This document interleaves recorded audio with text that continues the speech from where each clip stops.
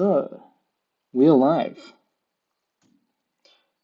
Welcome to UNSW MathSoc, the 1081 Discrete Mathematics Workshop. This is going to be presented by myself, I'm Otto Ellis, and Isabella for today. And then there will be a second part running tomorrow, again at 3 p.m., run by Aaron. Okay, so we're going to dive straight into this. Please note that you can just send little comments in the comments section if you have any questions that we can just quickly try and iron out either in the comments or during the stream. All right, so let's dive into it. Today we're going to be covering sets and functions, integers, modular arithmetic, and relations. And then I'm going to switch over to Isabella and we'll cover logic and proofs.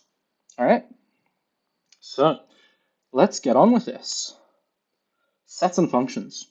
So we're going to dive straight into some questions here and then explain some of the content a bit after that, okay? Look at the questions, explain it as we go, bit of a object-oriented learning here. So we have two sets, A and B, and we need to find the following cardinalities of certain power sets. So a power set is the set of all subsets in a set, yeah? And one way to think of this is that for any set with n elements, you can think of a subset having a choice, okay? Does this element exist in the subset or not? Okay, a binary choice where there are two options, okay? And so the power set is going to be equal to 2 to the n in terms of its cardinality. There will be that many subsets, including the empty set.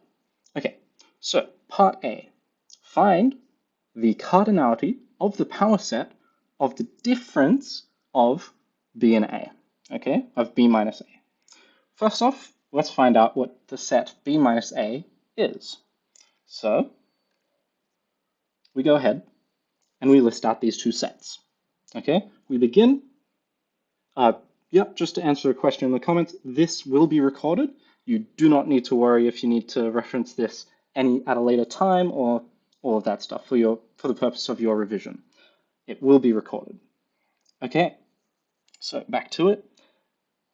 We find that the set B has integers from 4 to 8, and the set A has the squares of integers plus 1 from minus n to n. Okay? Note the restriction that n must be greater than 2. So we have that these first three elements of A are going to be in the set A regardless of the choice of n, okay? With this in mind, we go ahead and perform the difference. We go ahead and look at the 1, it doesn't exist in B, we've crossed it off already. Similarly for 2, and then we move on to 5. 5 does exist, so we have to cross it out of B. And we're left with the difference, okay? B minus A.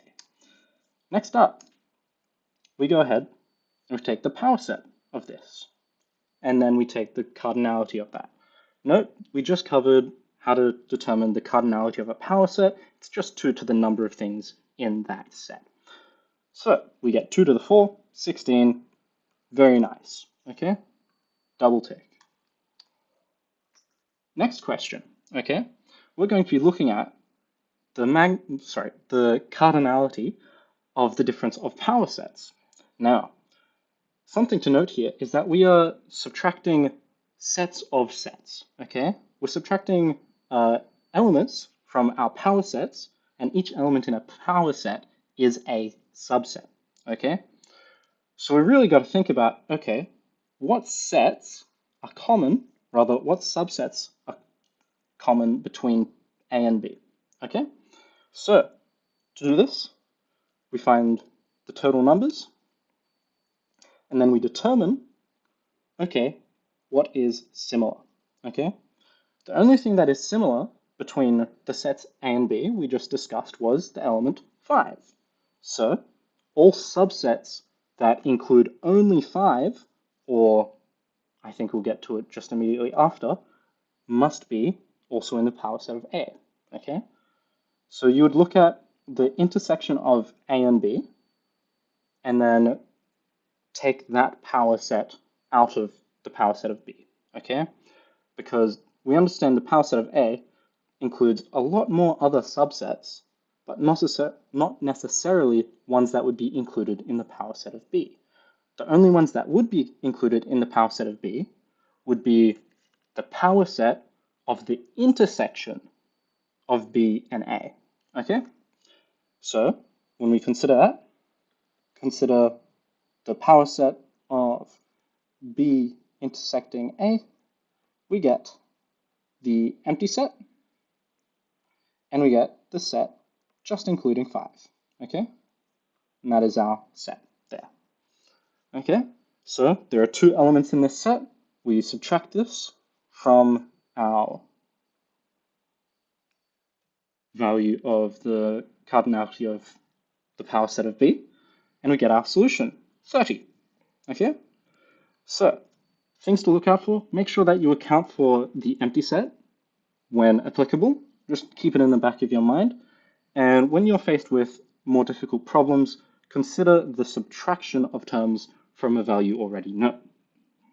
Okay, moving on to C. So just before, we kind of skimmed over this, but the Cartesian product is essentially, when determining the magnitude, you just treat it as a multiplication, okay? However, A cross B is where we take one element of A to be the first little chunk, and then every element of B. So it's the kind of every possible pair where you have a first value that is an element of A and a second value that is an element of B. All right, we're going to jump back to that question. So what do? We find A cross B to find the number of terms, yeah? Because once we know the number of terms, we already know how to determine the cardinality of the power set. So we go ahead and do it. So cardinality of A cross B is going to be cardinality of A multiplied by cardinality of B. Cardinality of A has a little variable here, okay? Since it's in terms of n, okay, we need the number of terms in terms of n, okay? And the way we do this is we can say, okay, since we're dealing with squares, we only really need to deal with 0, 1, 2, ... to n, okay, as our choices of x as integers, following the given restriction. There are going to be n plus 1 many of these values.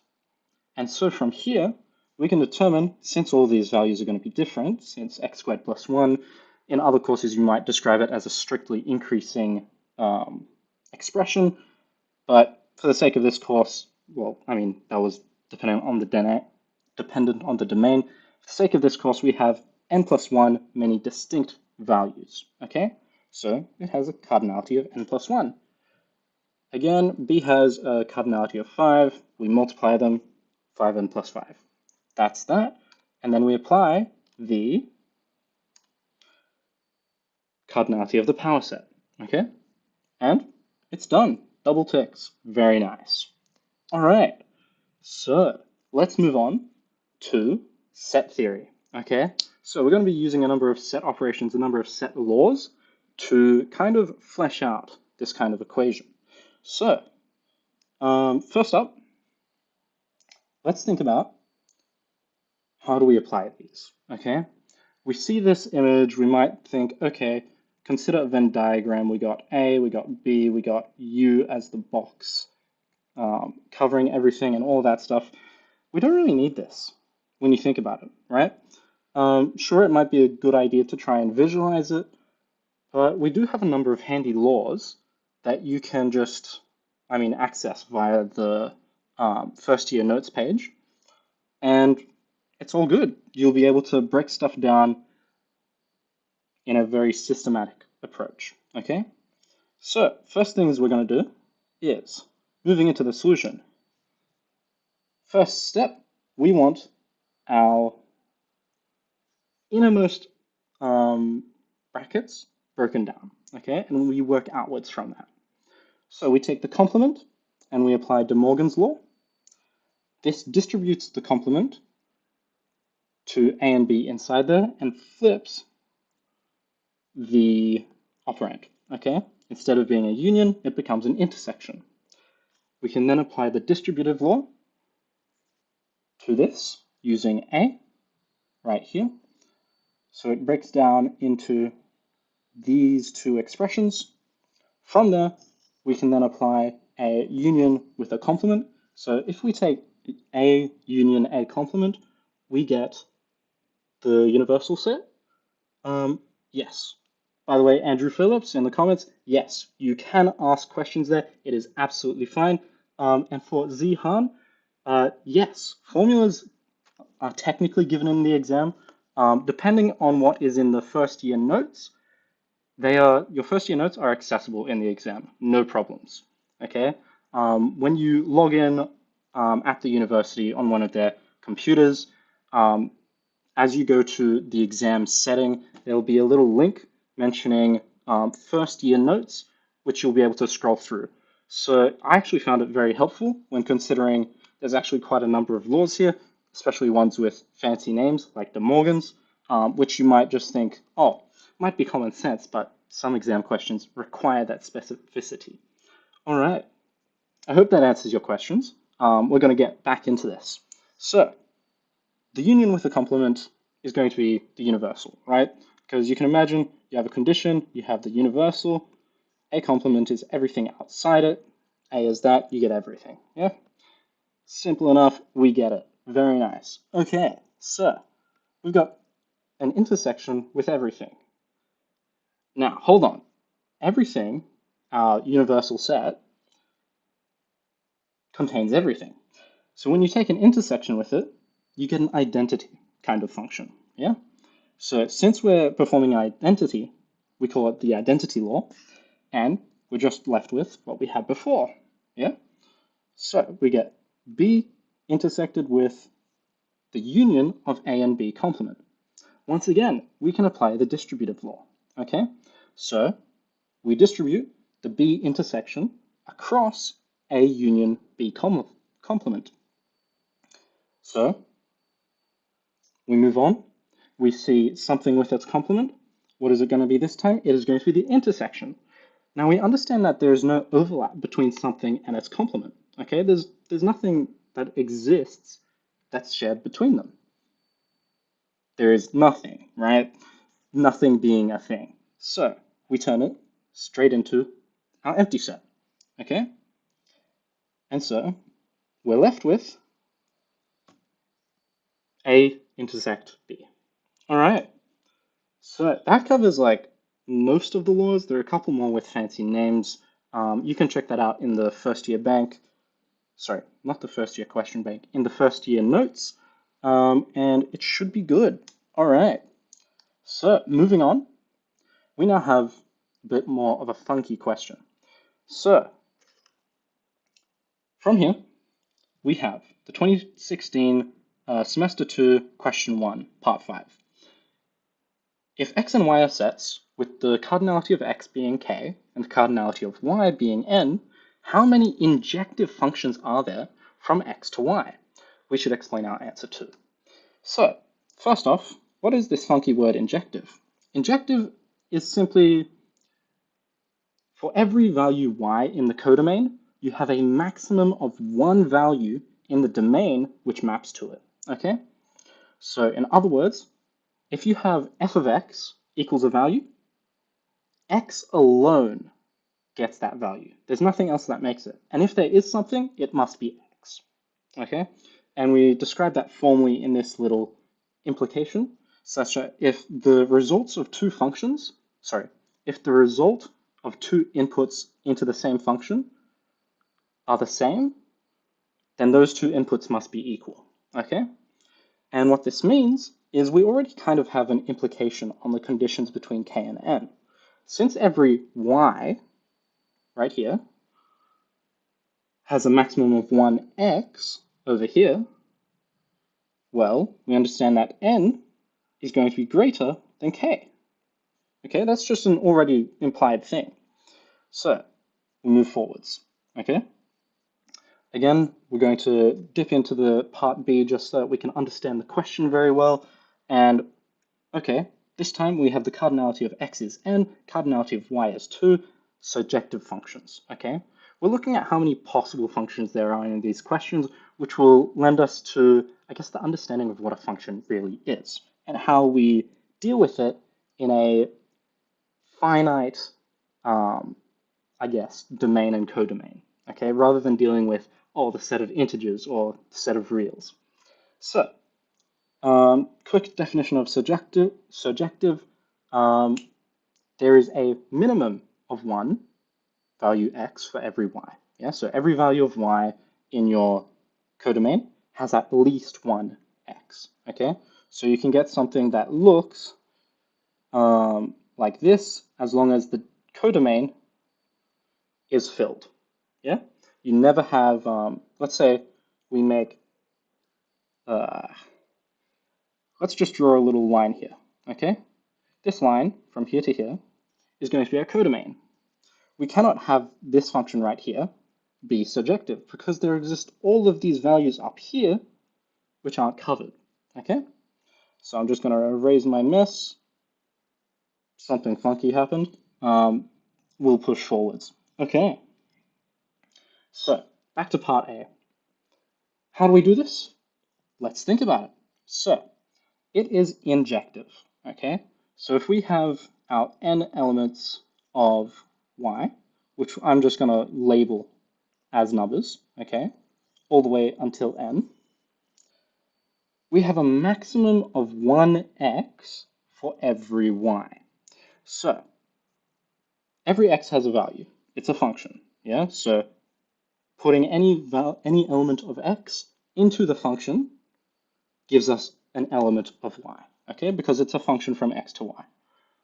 Next up, so this is going to be elements of y, and then we'll do a similar thing for the elements of x, okay?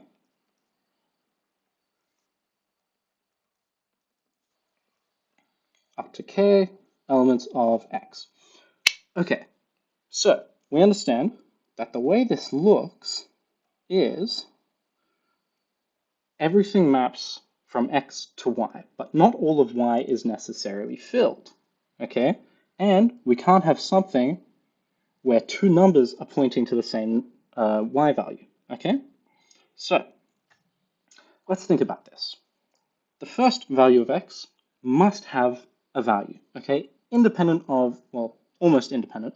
We'll get to that later, but it has n choices for what it can pick. So we can say, okay, first number, if we consider this in a, I guess, systematic approach, your first value of x has n opportunities. Your second value of x is going to have n minus 1 opportunities, okay? Why is this? Because it cannot pick the same thing as your first value chose, okay?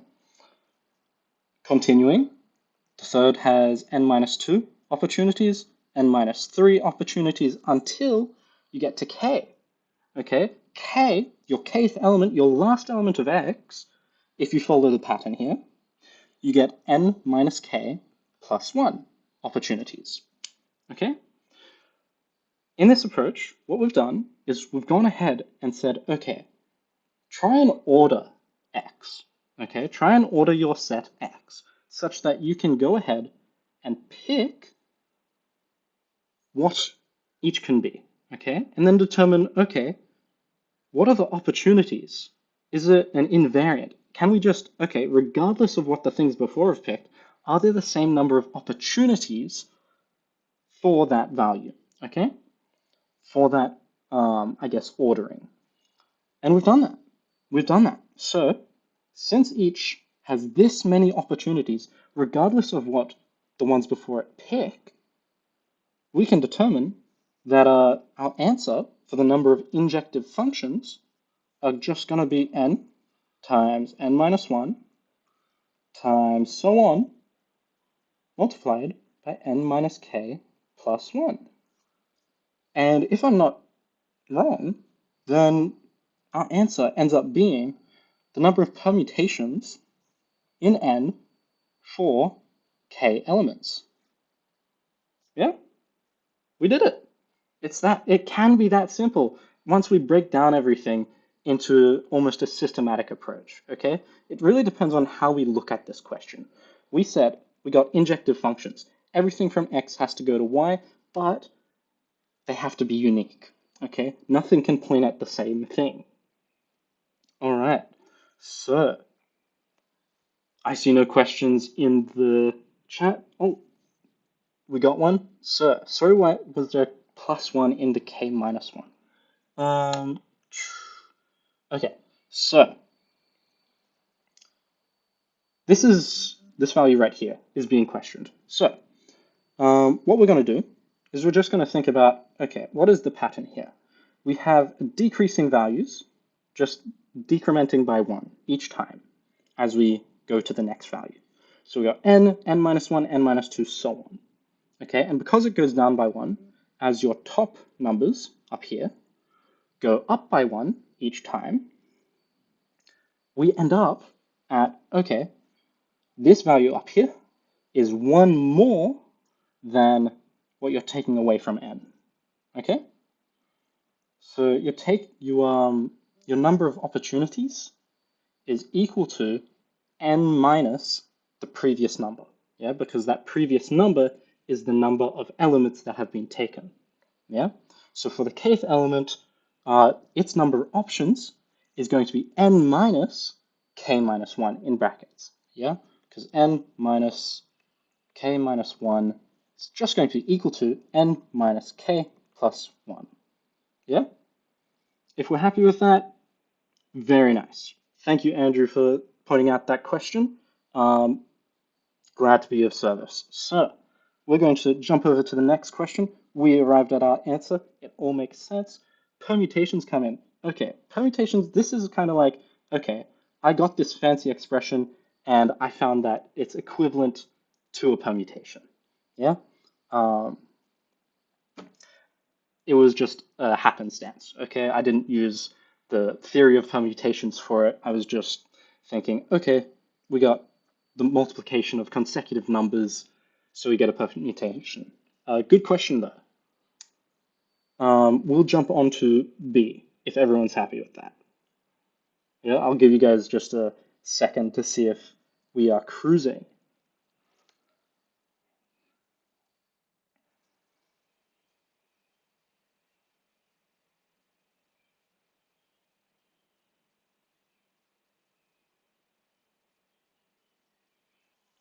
All right. I think it's looking good. I'll keep my eye out for any questions. We're going to dive into B. So this time, the cardinality of x is n, and the cardinality of y is 2. Okay, we're looking at surjective functions here. So let's think about this. Once again, we're going to say, okay, what are the values of our codomain? This document will be posted on the MathSoc website. That is something we're going to do. Yeah, that's where you'll be able to find this document. These are made up of past questions, which some of them you will be able to access via your past exam papers on Mobius. Some of them you may not, because they can be including old questions, but it's the same concepts we're diving into. All right, so these are our elements of y, and then we're going to dive into our elements of x. So once again, we try and label them all the way to n. These are elements of x.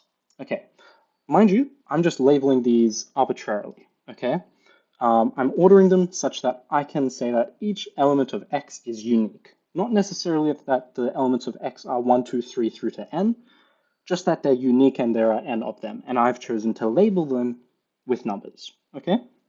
Because I find that easier for me. Okay, surjective functions. Let's recall. So a surjective function is a function for every value in the codomain, there is at least one value in the domain that goes to it, okay? So we will always have some value pointing at this one, and we'll always have another value pointing at this two. We don't really care about everything else. Now, a quick trick we can use, rather than just thinking, okay, we need to find a quick way to count every single way we can get this many on that one, this many on that one. Not quite, really. There's a very quick way to do this question, actually. We can just say, okay, the restriction on a surjective function is just that there is at least one on both of our codomain. Okay, both elements of our codomain, all elements of our codomain. So what we do, we say, okay, first off, how many functions are there in total? Okay, the total number of functions is going to be, okay, this first element has two choices. Second element has two choices. Third element, two choices, okay? Because each of them can independently pick any value in the codomain, if we're just thinking functions, not specifically surjective functions. So we go on and we say, okay, two options for everyone. We get 2 to the n options. Now, our restriction was we need at least one on both, okay? With this in mind, we can go ahead and just say, okay, the only things that don't cover this restriction are going to be things that all map to one or all map to the other, yeah? And that's just two scenarios. And we've done it, okay? We're looking at, okay, what are the total functions? And then how many are not surjective? And the only ones that aren't surjective are all of the ones that go to the first element of the codomain, or functions where all of the elements yield results in the second element of the codomain. And we've done it. So we just get 2 to the n minus 2. We did it. Very nice. All right. So with that in mind, we're going to plow through this. So inverse functions now. Okay, a little bit of theory here. We know that g is from y to x, and it is an inverse of f, which is from the sets x to y. And this only occurs when we get an identity function for the set x and an identity function for the set y, depending on our domain and range. Okay? And yeah, that works. Because if we say if we say g of f, our domain, our innermost domain is going to be x, and our outermost codomain is going to be y. Similarly for f of g of x, f composed of g, we get a domain of y and an outermost codomain of y again. Okay? So let's push forwards. So we've got 3 questions here, and we're going to keep on going. So we've got f here described from the domain of 1 to infinity being mapped to the real numbers, and g being from real to real, defined by the following function values. Okay, so let's keep on going. Okay, question A, part A, okay? Write down the domain and codomain of g composed of f. So we can go ahead and say, okay, we get f, it must have that domain, okay? It must have that domain. We push it into the real numbers, and that gives us into g to give us more real numbers, okay? However, something to note out for is, does f map to every value in the real numbers? It's something we'll note later, but it's just something really important to think about, okay? We can say that the codomain, okay, when considering just the codomain, it's not necessarily the range, okay? We are allowed to say, using the codomain of f as a subset for the domain, we can determine the codomain of g composed of f to be g's codomain, while the domain of g of f being f's domain, okay? I hope that made sense. Okay, pushing forwards, we go on to B. So part B is to prove that G composed of F is the identity map on F's domain, okay, from 1 to infinity. And we can just do this mathematically, okay? Quite simply, we do G composed of F. Okay, what is F? We get ln E x, ln of E times x. We sub this into G, we get e to the ln x plus 1 minus 1, e to the ln x, just x, okay? And since it's x, well, let's just think about if we shove in the values of the domain into this value, does it work through the entire process? Okay, so we shove in the values 1 to infinity through ln e times x, okay? ln e times x, we get 1 to infinity, yeah? We're pushing 1 to infinity into the input, right? 1 to infinity goes into there, it goes through, there's no problems because there's no negative ln's, okay? No problems. Everything follows, we get x, and it directly translates, okay? There's no imposing restrictions which stop us from being able to work with this, yeah? All right, so with this, it is the identity map. Part C now, okay? Part C. We have to determine whether F is the inverse of G, okay? Now, note, we just went over the definition of an inverse very strictly, right? We know that for it to be an inverse, right, we need this, we need part B to be true, but we also need F composed of G to be the identity for the real numbers, yeah? Because this is dealing with G, okay? This is dealing with G's domain into F's codomain for all values, okay? So let's go ahead and move into it. So in part B, we found that it was the identity. We need to find that F of G is also an identity for the codomain. Well, F's codomain, G's domain, we get what we're talking about. So something to note is for G, yeah, when we sub in value into G, for all real numbers, e to the y minus 1 cannot be a negative number. Okay, it's strictly impossible for real numbers. And so we arrive at a problem. Okay, the range is from 0 to infinity. Okay, 0 to infinity is not a subset of the domain of F. Yeah? Oh, okay, so identity. I see your question, Andrew. So an identity is just, let's think about it like this. If f of x equals x, we call this the identity for the domain, okay? Where x is, in here, an element of the domain. Yeah? It's just where you put in a value and you get it out, the exact same, okay? Identity remains the same. It's a term we commonly use in mathematics, which is just, okay, nothing happened, we give it a special name.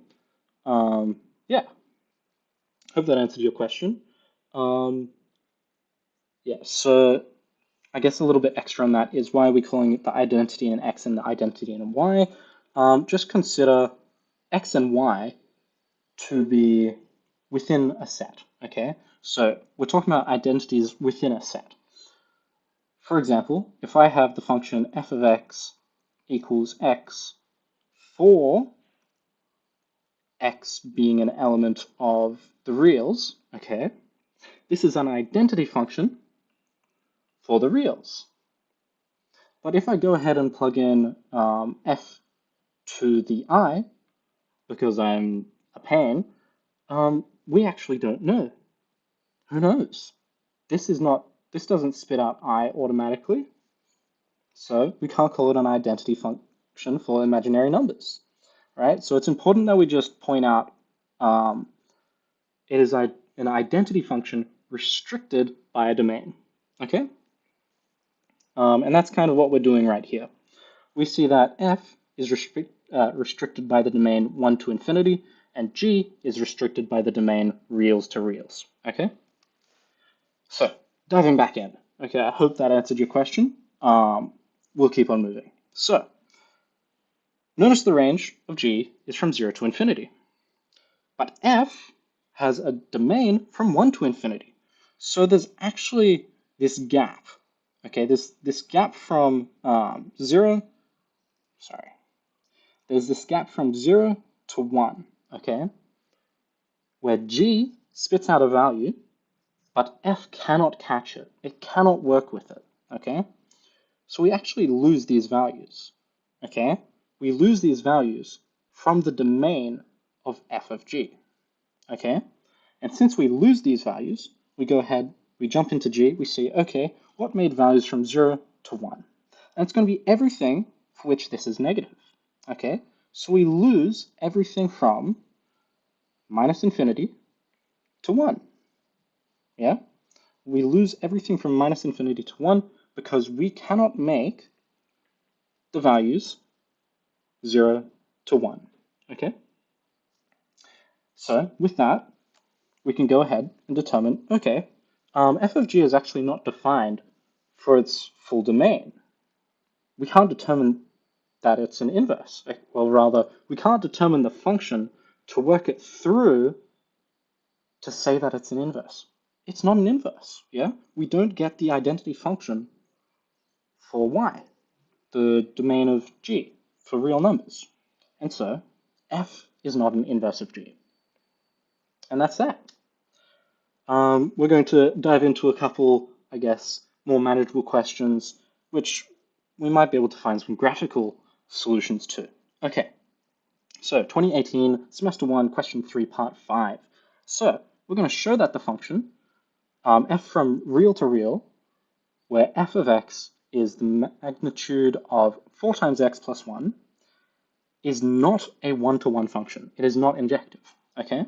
So how are we going to do this? One way we can think of this is, okay, let's draw this, okay? We should know what an absolute value function is. We get a line, okay, where this has a gradient of -4, this has a gradient of 4, it hits at like, what, -1 on 4. And we say, okay, what was injective again? CS user 90, to clarify, yes, it is recorded. You do not need to worry. So we do this right here, and we say, okay, injective. If we recall just back to a second ago, injective is we have at most one x for every y. So it should be able to pass the horizontal line test. Yeah, the horizontal line test is a little tool that we can use which says, okay, if this line gets more than one intersection, it is not injective. And boom, we got it. Okay, there are two intersections with this graph, so it is not injective. Done. Very nice.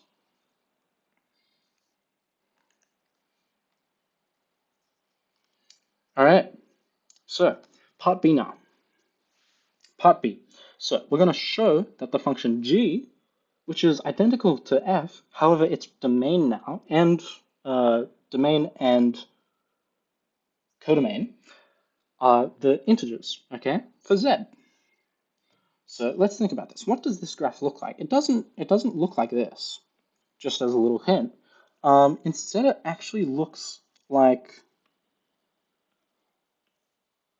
this, okay? My drawing is not the best, but you see, we get these points which would have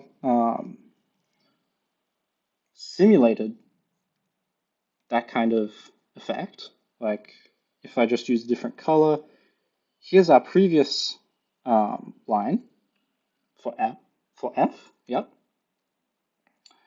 Whereas here's our line for G. And it's not even a line, it's just plots, yeah? And from here, we can see, okay, we don't actually get every number. And if we were to actually graph this, we would see that, okay, they straight up miss each other every single time. But this is not very rigorous, is it? So what we do instead is we can use a bit of information, okay? A little bit of information is, okay, once again, we're testing for injectiveness. Let's test the positive side and negative side of this, okay? So, once again, injective. We know that if g of x and g of y are equivalent, x should equal y. So our first case, we have positive sides. So we get it working, the implication holds. So that's just for one side, okay? We move forwards. However, now they're on opposite sides, okay? And from here, graphical solutions are more of a tool that you can use just to get your head wrapped around it, so you can visualize it, yeah? More rigorous proofs are more just, okay, we understand the graphical. Now, what's the fancy way of saying it, pretty much, yeah? We say, okay, this is not injective because in this example of f of x equals f of y, x isn't equal to y, so it's not injective, yeah? Hope that answers your question, CS user 90. We will proceed. So, in the negative case, we actually find that, when we rearrange it, x plus y, well, x isn't necessarily equal to y, yeah? And for it to be equal to y, it can't be an integer. Yeah, it's impossible to fit integers, x and y. And so, it's concluded. It is one-to-one, okay? It is one-to-one because this case never comes to occur. We cannot have an x and y such that this is held. And so we must have case 1 is the only case. They are on the same side, and x equals y. Okay. So, now,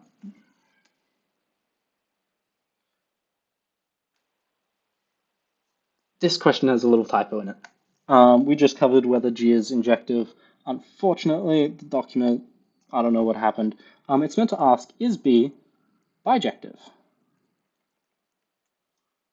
Okay, so what is a bijective function? A bijective function is a function that is both injective and surjective.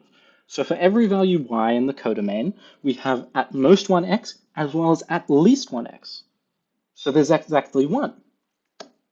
And with that in mind, we know that, okay, if we jump back to G, we'll just redefine G. G is from your integers to integers, such that G of x equals magnitude of 4x plus 1. Yeah? I believe that was it. Yeah. Okay, so with this in mind, let's think about this. Bijective means injective and surjective. So, we already proved that, yes, it is injective. All that's left, prove it is surjective or not. Okay, we need to evaluate this. So, one really quick way we can look at this is say, okay, consider remainders. Yeah, remainders, certain patterns with the numbers. We have 4 times x, always an even number, plus 1. Now, for positive values, positive integers, okay, we will always have 4x plus 1 is odd, right? And this actually holds everywhere, yeah? So for all x, 4 times x plus 1 is odd, okay? Since it is odd, we cannot get an even number. So to disprove surjectivity, all you really need is an example where it does not hold. Okay, you need an example where there is some y that has no x. Okay, so what we're going to do here is we're going to say, okay, 2. How do we get 2 from this? we can say 2 equals the magnitude of 4x plus 1. Okay, and we'll look for the solutions. Okay, we'll be really rigorous about this. So we get 2 equals plus minus the 4x plus 1. We continue our working into 2 cases. So we get 4x plus 1 equals 2. This turns into 4x equals 1. X equals a quarter. That's not valid. And we get 4x is equal to minus 3. X equals minus 3 quarters. This doesn't work. Neither of them are integers. And so it mustn't be surjective. So G is not bijective. And that's that. And hooray! We have covered sets and functions. We're now going to move on to set 2, well, part 2. Well, not really part 2, part 2 is tomorrow. The second grouping of topics of integers, modular arithmetic, and relations. I'll give you guys a short break just so we can maybe get an extra question out if you guys have any. And yeah, should be good to move. All right. Okay, let's dive in. We have a modular residue. Given that 307 is a prime number, find 303 to the 306 modulo 307, okay? And we have a really powerful tool for this. It is actually called Fermat's little theorem. So from here, we know that for any prime number such that you have an integer a where p is not divisible by a, we have a to the p minus 1 is congruent to 1, modulo p. Okay, so a to the 306 is congruent to 1, modulo 307. Okay, and so since 303 is not, well, 307 doesn't divide 303, and 307 is a prime number, 303 to 306 is congruent to 1. And it's done. Super easy. Very nice. We did it. That is 1081. So, a question by Andrew. Which past papers would I recommend we do? That is a tricky question. I would say that a lot of the recent past papers, so we're looking 2020, 2021, those kinds of papers have, I guess, more difficult questions in them. We'll actually be going over one of them in modular arithmetic, I think. We might. It might have just been a reused question, but yeah, definitely the recent ones. Definitely the recent ones. They'll give you, I guess, more insight onto what the course is currently like. Yeah. Okay. But as always, more practice gets you better at the course. You got this, Andrew. Okay. So now we're going to take this a step further.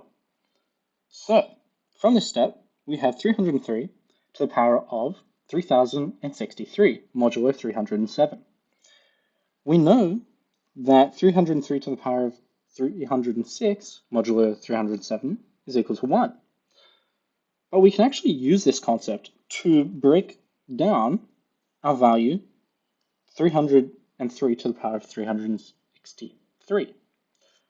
The way we do this is separate it into a multiple of your exponent so that you can express 303 to the 3063 as 303 to the 306 to the power of 10 plus 303 to the 3.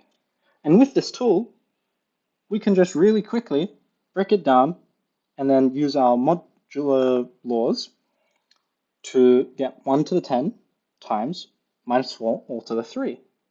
We expand minus 4 to the 3 to get minus 64. Again, push it into the positive side of modulo 307 to get our answer, 243. And that's done. We did it.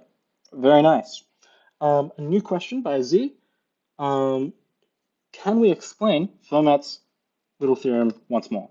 Okay, Fermat's little theorem, if we just jump back, is where we have P is not divisible by A. So A is not going to be equal to a multiple of P, okay? A is not a multiple of P. I'll write that a little neater, but that is essentially the condition. And from here, we go ahead and say that this implies that A to the P minus 1 is congruent to 1 mod P. Yeah.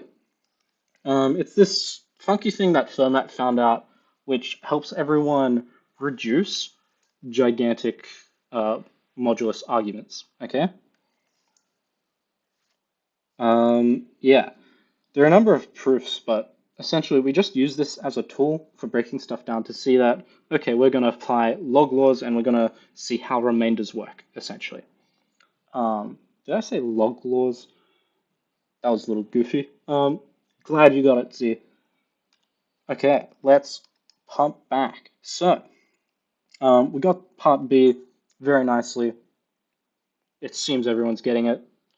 We just break it down to resolvable arguments. We try and use our previous knowledge and some of our mod laws.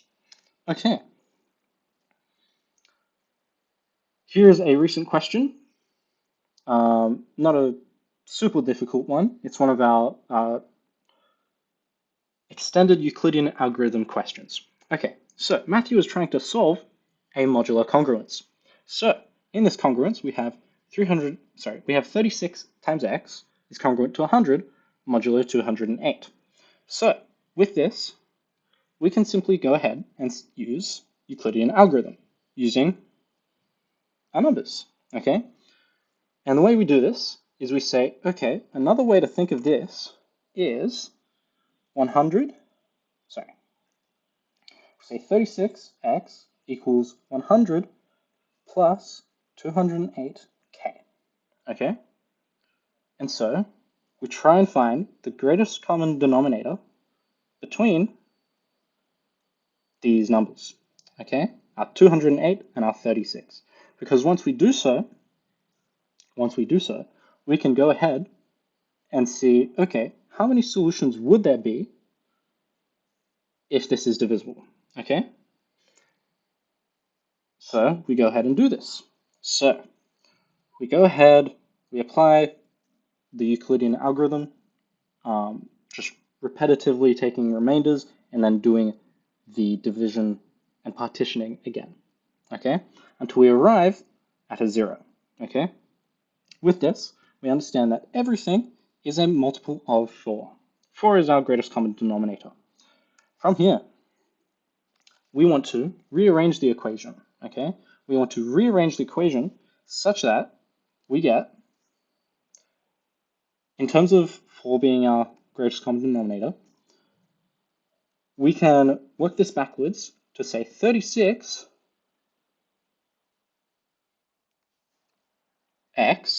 is congruent to 4, mind you, this is a different x, modulo 208, okay? Because they have the greatest common denominator of 4. And so then we can multiply both sides to determine some x.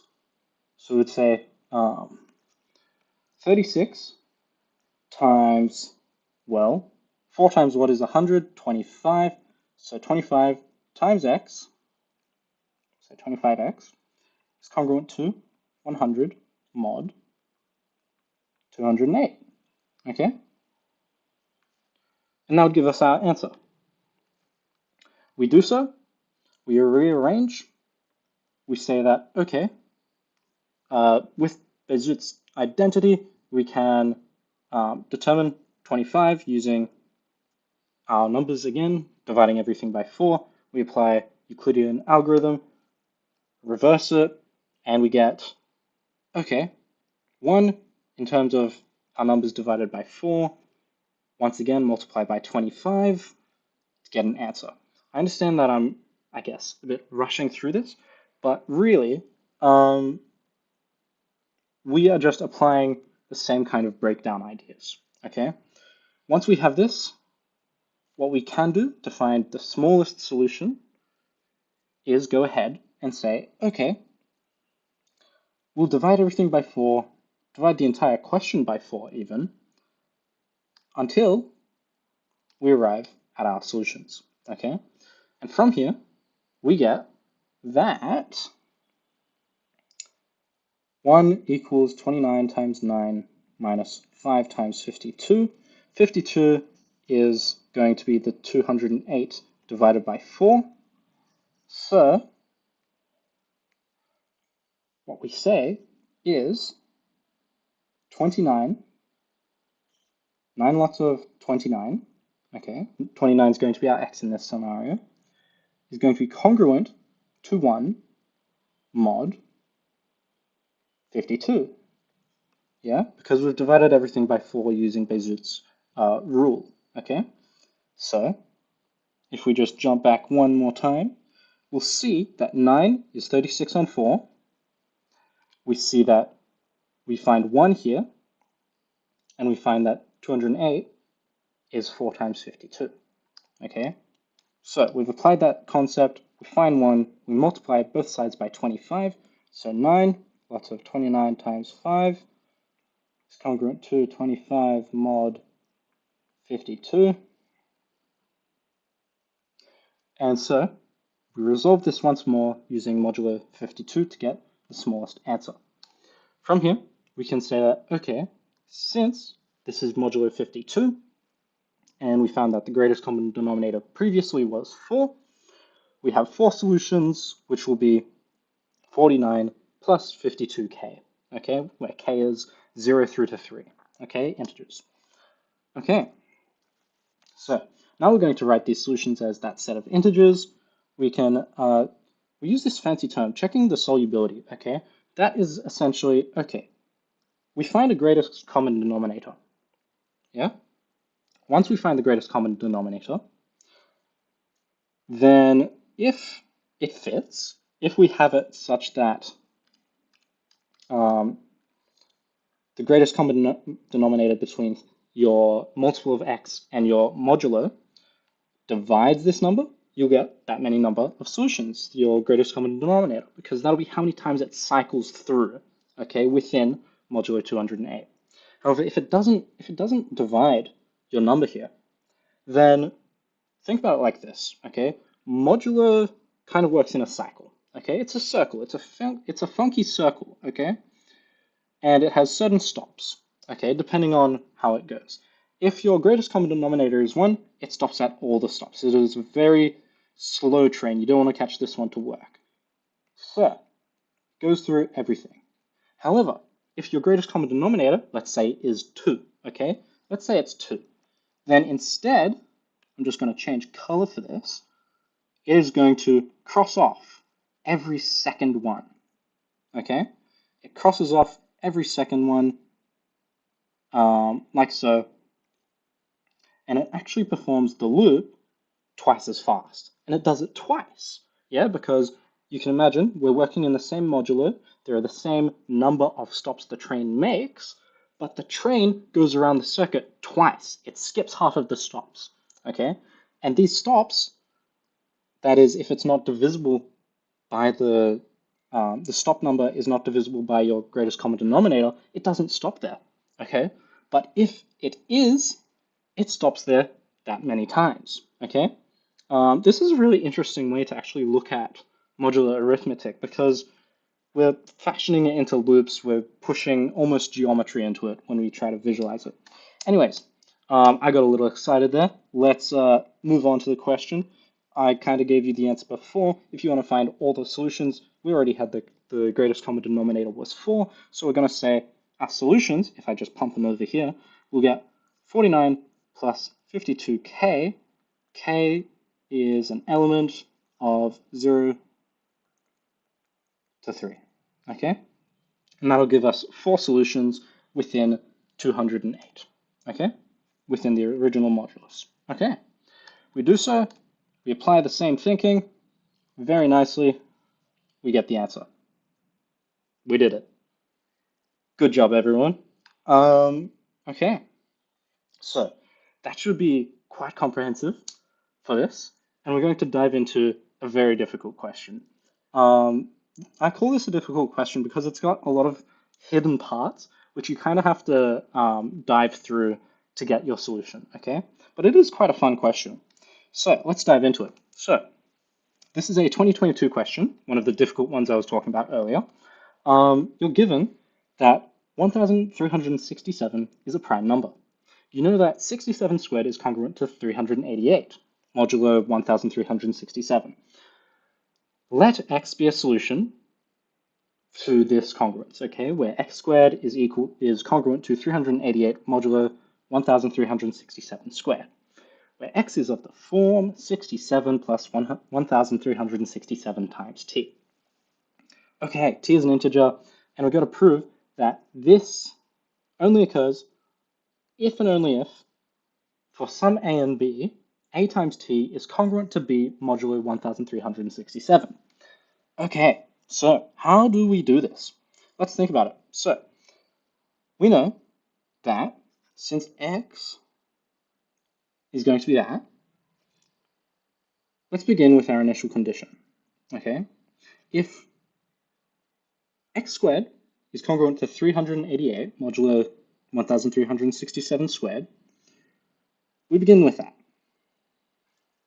From there, we can substitute the definition of x into t, okay? So x is equal to 67 plus 1,367 times t. So x squared, we substitute. From here, we can break it down and move the 388 onto the left-hand side. So we get a congruence to 0. With this, we know that everything on the left-hand side is almost in groups of 1,367, okay? So, well, 1,367 squared. Note that in line with one of our mod laws, we know that if AC is congruent to BC mod, I guess I'll use DC, we can actually just divide everything by C, okay? It's one of these funky rules where, okay, everything is a multiple of this. It's essentially changing the size of our steps. So we just say that this implies A is congruent to B mod D, okay? And that's what we're going to apply right here. We're going to divide everything by 1,367. Now note that up here we had this piece of information.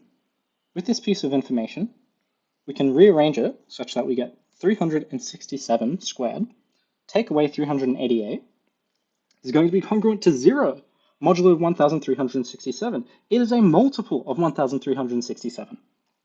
In fact, when we determine it with a calculator, because you're allowed that in an exam, we go ahead and say, okay, 67 squared minus 388 is actually equal to 3 times 1,367. So we do that.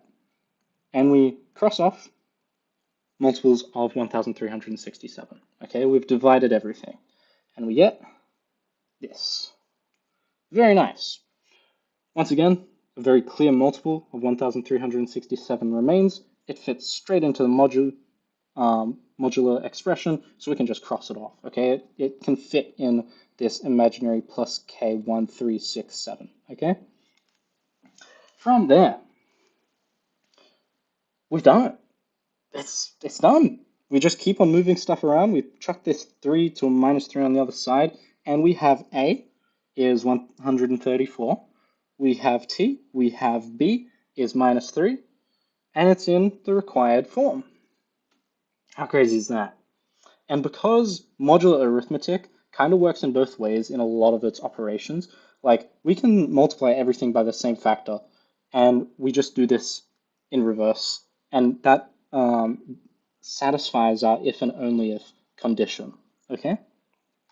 All right, so let's think about this, okay? before attempting to solve the congruence, okay, we know that there must be a solution, okay? Let's determine why there is a solution. Before I said that your greatest common denominator between A and your modulo, I was using different numbers, but essentially same positions. Your greatest common denominator of A and your modulo is the size of your steps. How many stops it skips, pretty much. Well, how many stops it stops at. How many loops, yeah? With that in mind, if you have a prime number, okay, or even if like A and mod 1367, sorry, A and 1367 are coprime, these two numbers are coprime, your greatest common denominator is 1. It stops at every stop. And so, with that in mind, we can determine that there can only be one solution, okay? It does have a solution, and there is one of them in modulo 1367. All right, it seems like you guys are going fantastically. I'm not seeing any new comments. All right, so let's keep on going. So, as they are coprime, we have that. There is a solution. So, we're going to keep on pushing forwards. So, we're going to solve this congruence to find a suitable value of t, okay? And you guessed it, reverse Euclidean algorithm, extended Euclidean. We're going to throw it at it, and we're just going to do it. So, same process. We go ahead, break it down, use your remainders of your Euclidean algorithm to repeat it until you get your greatest common denominator, and then you can reverse it to determine the multiples, okay? So from here we have 1 equals 5 times this number minus 51 times 134. So this is the number that's attached. So t equals minus 51. And then because we want a minus 3 up here instead of a 1, we multiply everything by minus 3 and we turn it into modulo 1367. Mind you, it just says find one suitable value. You could have kept it as, you could have like made it a negative or some crazy number, but this satisfies it pretty much perfectly, yeah? And that's because it fits inside of modulo 1367. All right, that's that part done. And so we have a solution. We have a solution for our crazy congruence. 209,218. It's bizarre. We did it, okay? But it gets a little bit more difficult. There can be more working, there can be less working. It really depends on your approach in this point of the question. So we're going to modify the ideas used in A to prove that x squared is congruent to 388 modulo 1367 to the power of n for every positive integer n. So this is actually a fun question. Let's just consider a few ways we can do this, okay? One worked solution that I have on me is this very rigorous, very funky kind of, you work through all your residues, you go through it, you apply induction, then you apply a contradiction, right? My way is going to be like a little bit less funky, okay? We're just going to add, yeah? We're just going to add. So let's say, right now, we've proven that x squared is congruent to 388 modulo 1367. So, from here, consider this, okay? We want to prove that xn squared is congruent to 388 mod 1367 to the n, okay? Where n, your solution x is specific to n, okay? Now, remember, our original solution was of the form 67, you can see that is nice, 1367 multiplied by 153 plus 1367k, where k is just like using our modular result of t, okay? Okay, With this in mind, we see, okay, this gives us a solution modulo 1367 to squared, okay? Now, there's this really funky variable right here, which kind of just allows us to add multiples of 1367 squared, yeah? And so, what I'm going to do, if you don't mind, is just going to be, I'm going to rephrase this.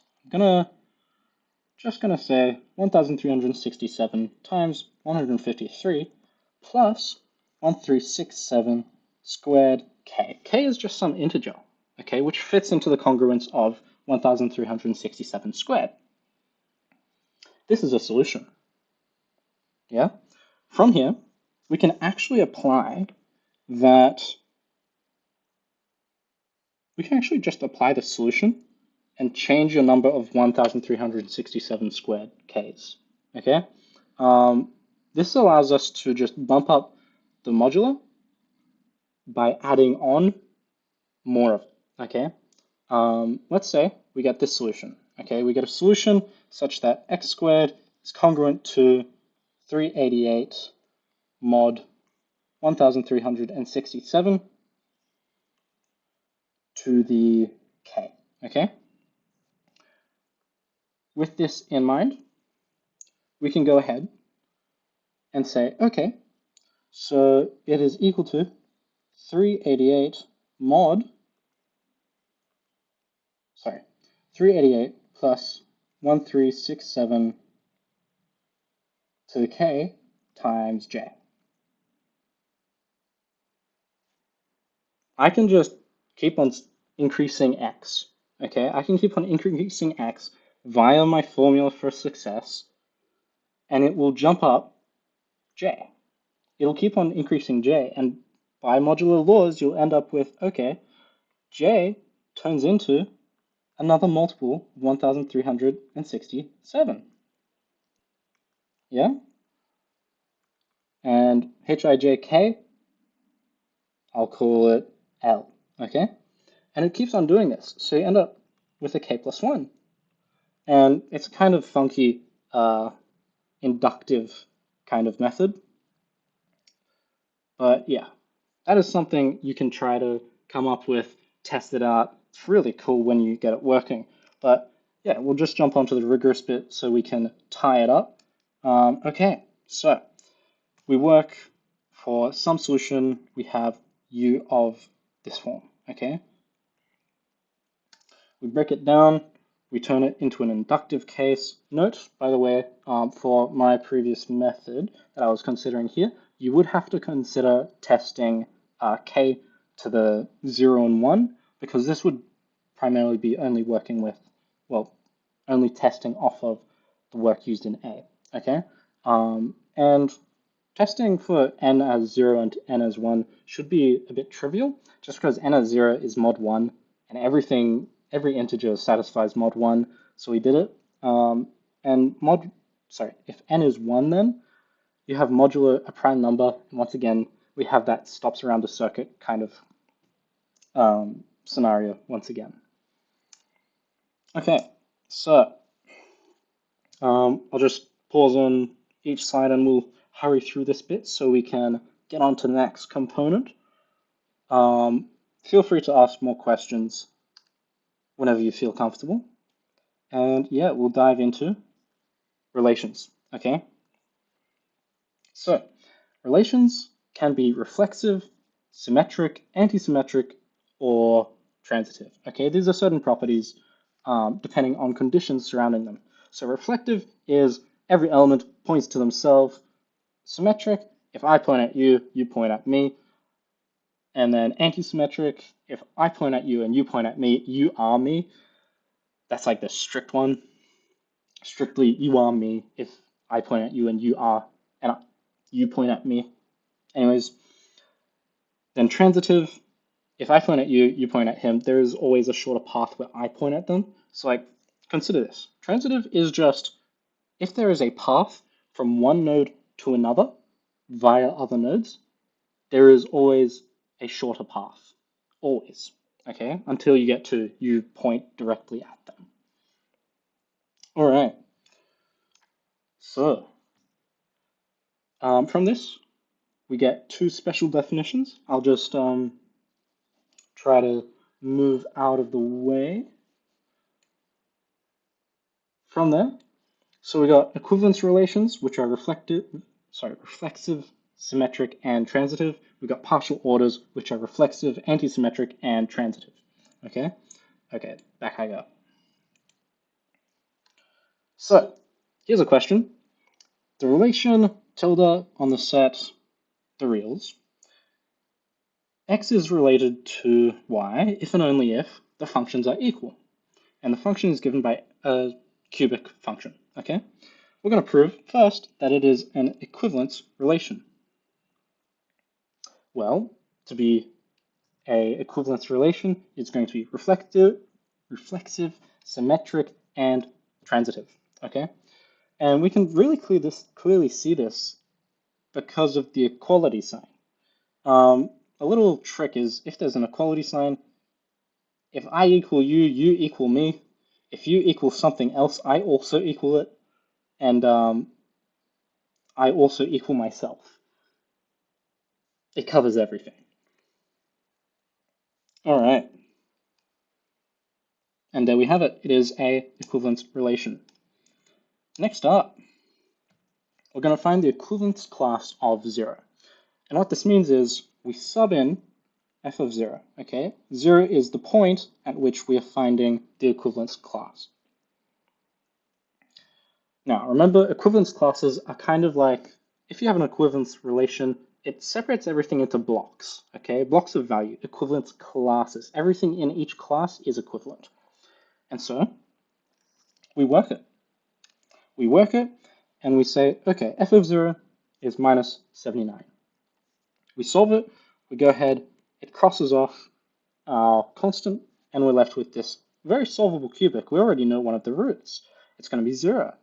And so we continue factorizing as a quadratic, and we get our three solutions. The equivalence class of 0 must include 0, but also includes minus 6 and 6. And this gives us a little bit more information on the cubic, okay?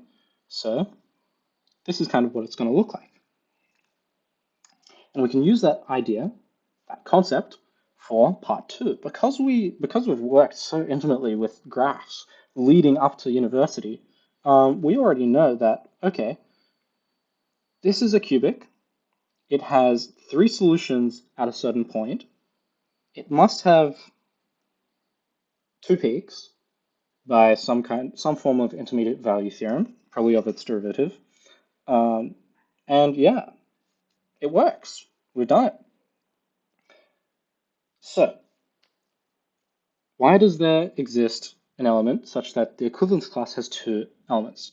Note that I just mentioned that there must be 2 peaks, okay? There must be 2 stationary points. And we know that by intermediate value theorem, there can't be a sudden change of, okay, I have 1 solution to I have 3 solutions, right? It doesn't quite work with that in a continuous graph. So we examine the derivative, yeah? There is a question. So for equivalence classes, you just need to equate f of x and f. That depends on the equivalence class, right? In that question, the previous question, just to answer Andrew's question, it asked for the equivalence class of 0, okay? So we needed to evaluate what f of 0 was, okay? And then we wanted to say, okay, we're going to find through f of x what else equals minus 79, what else is equivalent to it, yeah? And from there we go f of x equals minus 79, we continue our working to get our other values. I hope that makes good sense to do. So, all right, that's that. We did it. I'll just quickly touch up on this. We go ahead and say, okay, because there's 2 turning points, we know that we have a turning point and one other element. In our graph, there must be two elements in some equivalence class. Okay? And if you wanted to be super rigorous, you could find it just by solving your derivative. Yeah? All right. One question we got here is going to be considering partially ordered sets. Okay? And specifically, the labels maximal, minimal, upper bound, and lower bound. Okay, these are pretty important terms. Maximal elements, I'll just quickly describe them for you.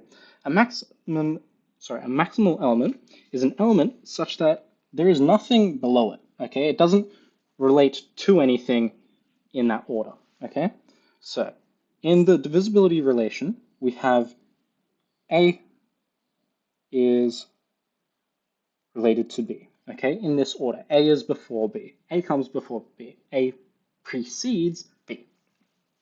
A maximal element has no element B. Well, a maximal element is an element A that has no B in this kind of relation. A minimal element is an element B that has no A, so it has nothing behind it. An upper bound is everything that is above those two. Okay, so if you consider a tree going upwards, it's everything above those two elements. A lower bound is everything that is strictly below, so there's some path downwards. Okay, and we can do this via divisibility. Okay, so let's find the maximal elements. So what we do, we can go ahead and consider the division of terms. Okay, so a maximal element, let's check this one. Let's check 8,303. Is it divisible by 3,059? It isn't. It isn't divisible by this. It is divisible by things below it. But quite frankly, because it's the highest term here and we're working with a divisibility relation, it must include 8,303. Now, because it didn't divide this, this cannot be treated as, oh, I don't have anything above me. I must also be a maximal element. We get a second solution, and we try it again. And believe it or not, we get another one, yeah? As long as my math isn't incorrect, that would be pretty goofy.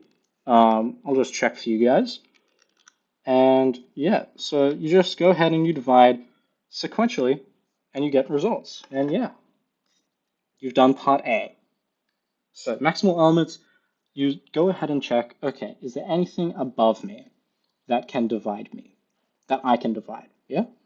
And we find that 437 doesn't have anything, well, it does divide things above it, and similarly for everything behind, okay?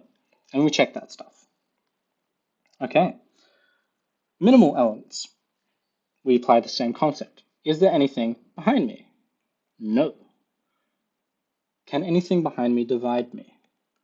No. And then yes, yes, yes, yes, for all of them. Okay, and you can just consider smallest cases first. Smallest cases first. Yeah? And you get your two solutions, 7 and 19. Upper bounds of 19 and 7, you go ahead, and mind you, 19 and 7 are co-prime, and they're both prime. So every upper bound of 19 and 7 will be divisible by 19 times 7. And funnily enough, 19 times 7 is 133, which is this value. Yeah? So we just go ahead and we check for each of these, are they divisible by 133? We get our answers, 133, 2,527, 3,059, and we're done. Our final part is going to be find all the lower bounds of 2,527 and 3,059. And so, to find the lower bounds, we go ahead and we find, okay, make a list of everything beforehand that divides it. Make a list of everything beforehand that divides it. And we do so, and we achieve that it's 7, 19, and you guessed it, 133. All right, we did it. That is that question. And we've finished section 2. All right, so I'm going to drop out now. I've done my part. We're going to be moving over to Isabella's component on logic and proofs. Give her a warm welcome. Please do not hesitate to ask questions. Yeah, good luck. Hope you guys had fun. Moving over to Isabella's component on logic and proofs. Give her a warm welcome. Please do not hesitate to ask questions. Yeah, good luck. Hope you guys had fun. Moving over to... Hi everyone, can you hear me?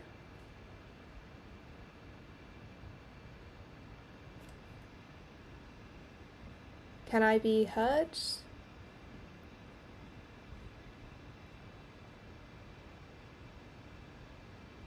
Okay, awesome. So I'm Izzy and I'm going to be taking you through the logic and proofs section of the workshop.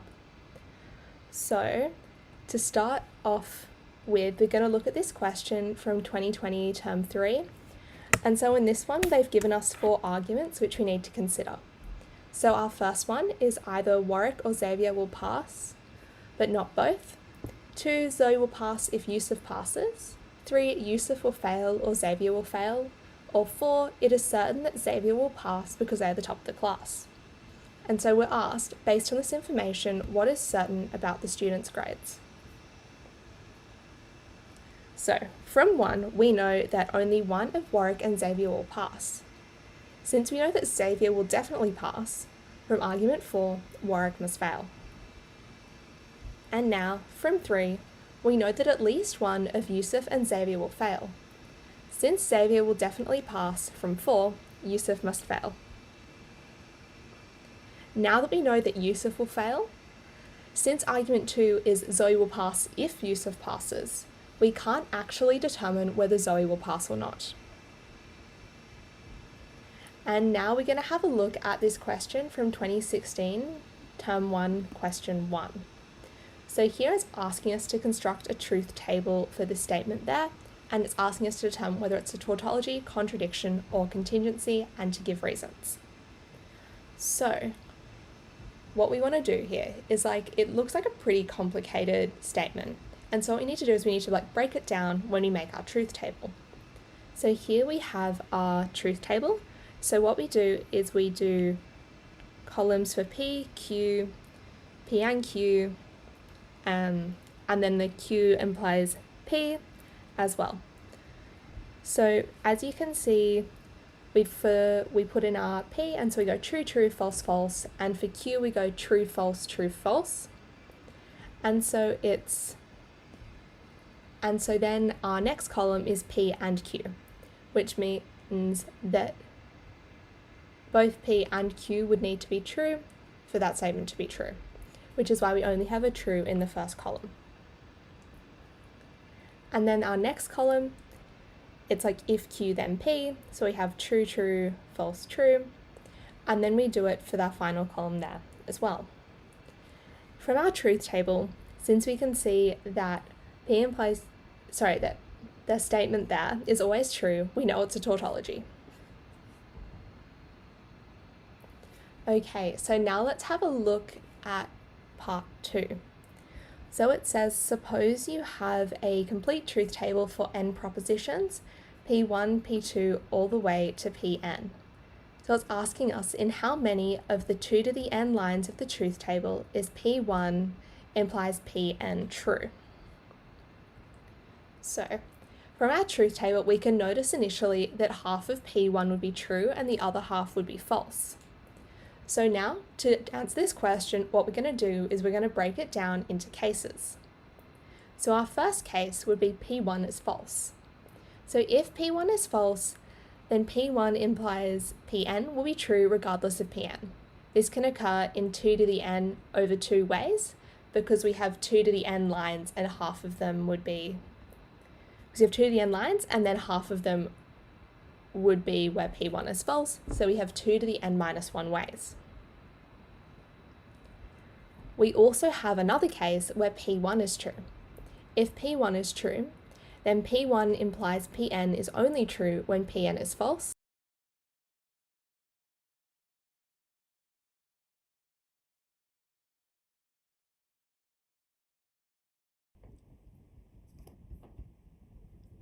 Hi everyone, apologies for the technical issues. Would it be possible if someone could let me know if they could hear me?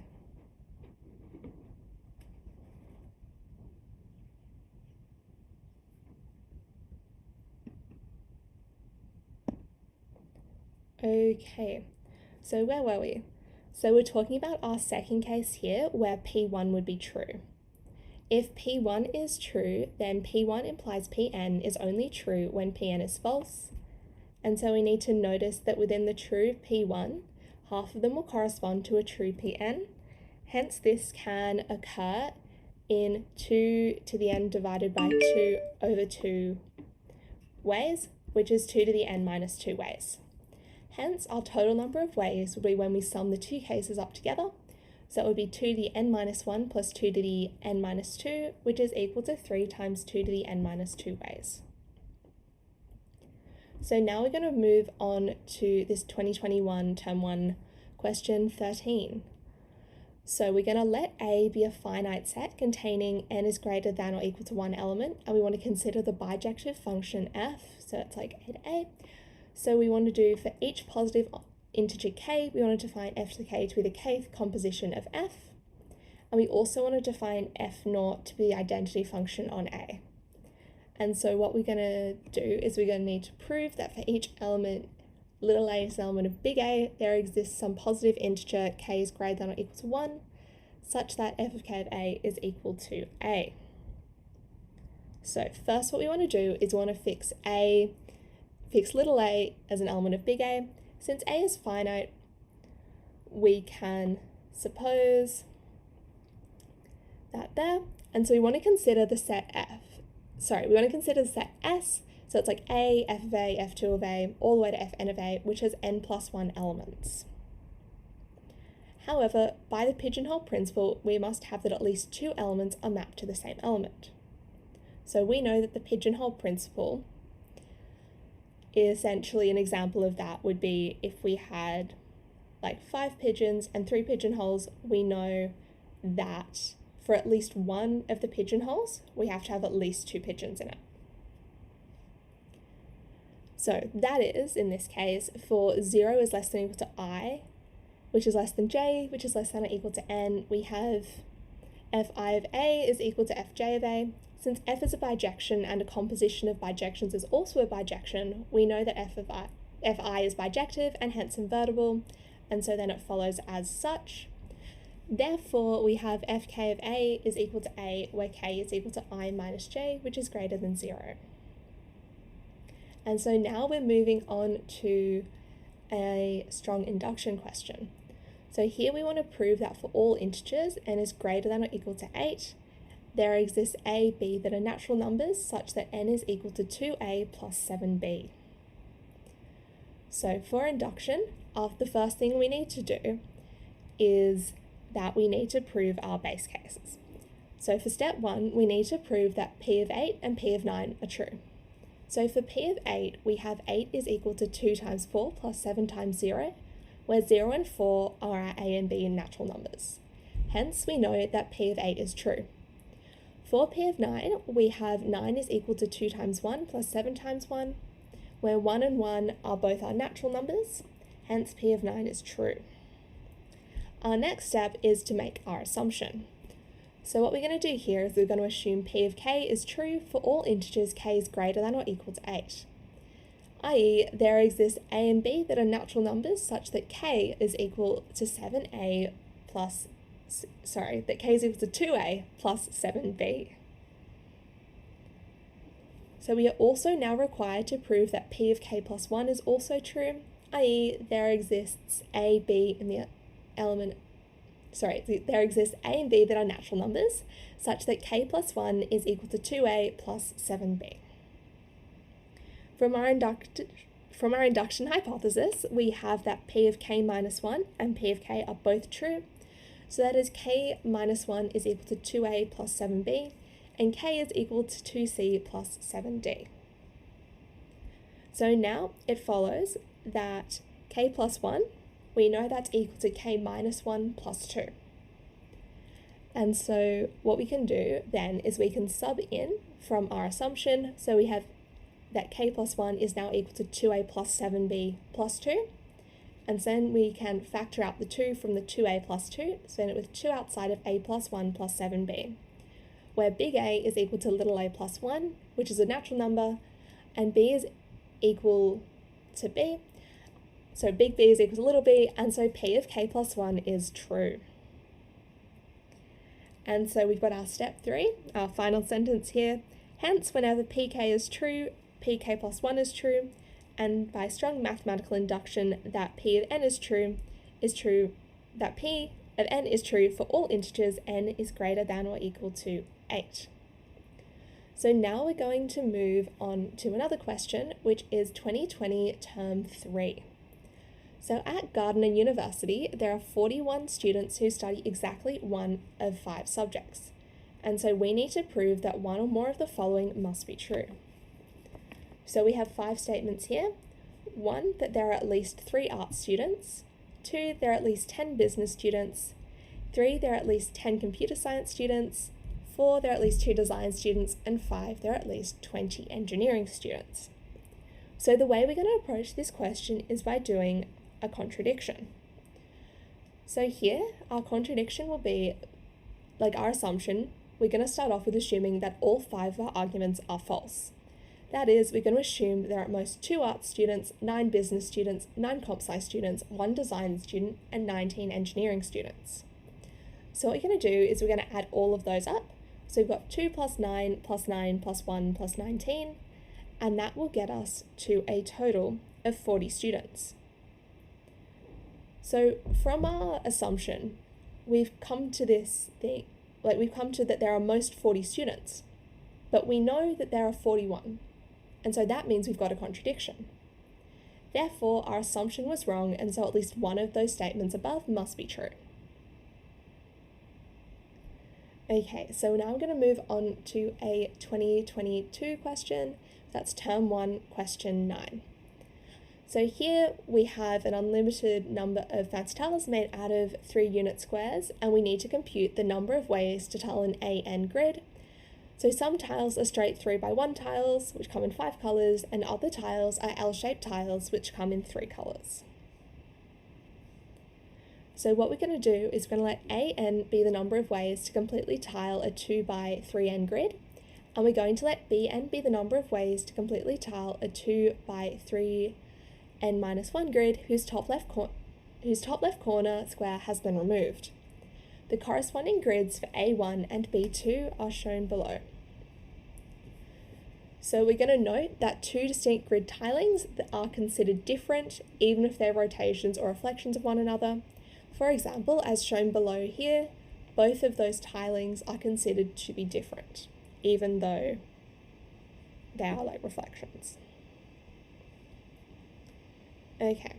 So throughout this question, we're going to need to remember that the straight tiles come in 5 colours and L-shaped tiles come in 3 colours. And that's given us a number of questions here. And so question 1 is to find the following initial values A0, A1 and B1. And then we're going to find a recurrence relation to relate the 2 sequences AN and BN. And then for 3, we're finding a recurrence relation that relates the terms only in the sequence AN. And for 4, it's given us a closed formula for AN, and we're going to want to find the values of K1 and K2. So first we're going to start off by finding the following initial values, A0, A1 and B1. For A0, we have a 2x0 grid, which gives us a 0 grid, and there's only one way of arranging tiles in there, by putting in nothing. So what we'll have is A0 is equal to 1. For A1, what we have is a 2x3 grid, which means we can tile it either with the straight tiles or the L-shaped tiles, which means we can have 25 ways of tiling it with the straight tiles and 18 ways to tile it with the L-shaped tiles. For the straight tiles, we essentially, for our 2x3 grid, we can put in 2 L-shaped tiles, and we have 5 different colours for our L-shaped tiles, so we've got 5 times 5, which gives us 25. For our L-shaped tiles, for a 2x3 grid, we have one arrangement with the 2 L-shaped tiles, which looks like this here, down the bottom in the orange. So we've got 2 arrangements, and for our first arrangement, what we would have is we would have 3 options for each of those. So we'd have 3 times 3, but we'd have 2 lots of that, and that would give us 18. For B1, we would get a 2x2 grid with the top left corner removed, so there'd be only one way of arranging the tiles, and since we've got 3 colours, B1 would be equal to 3. So now what we're going to do is we're going to find the recurrence relation that can relate the 2 sequences, AN and BN. First, we need to find P and Q. What we're going to do is that we're going to notice that for all n, AN and BN, and so we've got BN is equal to 2 times 3n minus 1, which means we can turn BN into AN by filling in the top with an L-shaped tile, and so then we'll have 6 ways of doing so, and so then we have P is equal to 6. To go from AN minus 1 to AN, we'd need to fill the 2x3 grid, and so then we have 25 ways of doing so, hence Q is equal to 25.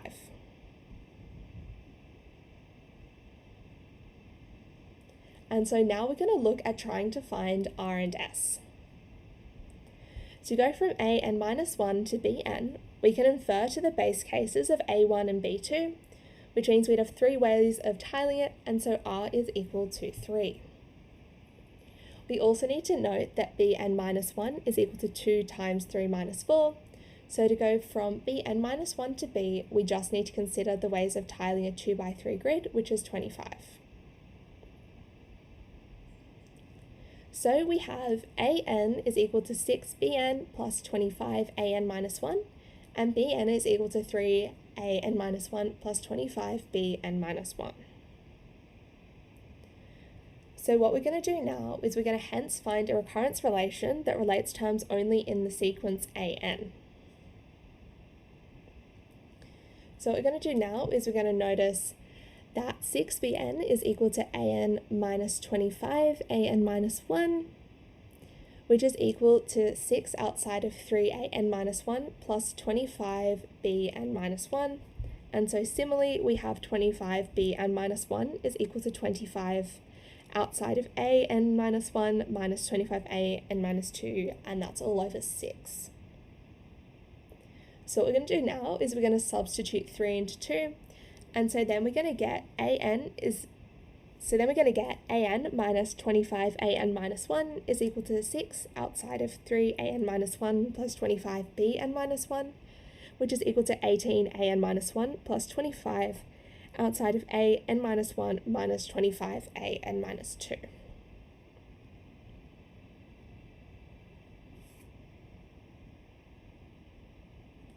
So that's our substitution there that's just been copied across. So now it follows that AN is equal to 68 AN minus 1 minus 625 AN minus 2, because we're just going to move over that 25 AN minus 1 from the left-hand side here to the right-hand side. And so what we're going to do now is we're going to look at for the closed form of AN, so that's given by big A outside of K1 to the N plus B outside of K2 to the N. And so it's for all N, that's an element of the naturals, and A, B, K1 and K2 are some constants. We're going to want to find the values of K1 and K2. So we're going to need to note that this is a second order homogeneous equation with the characteristic equation r squared minus 181r plus 625, which is equal to 0. And then all that's left to do here is to factorize to find r1 and r2, which will be our K1 and K2 respectively. So that brings us to the end of our seminar. Thanks everyone for listening, and good